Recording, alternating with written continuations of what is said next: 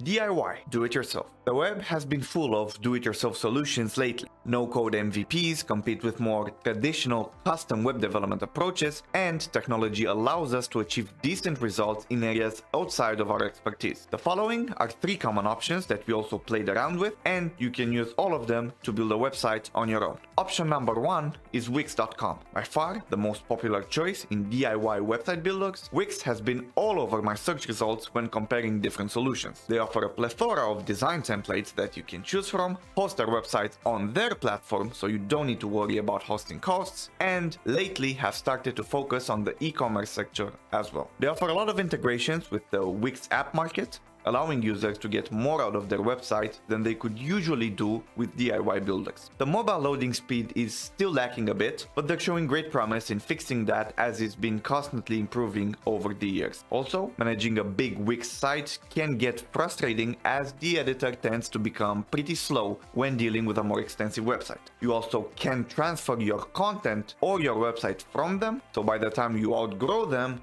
you will need to start from scratch.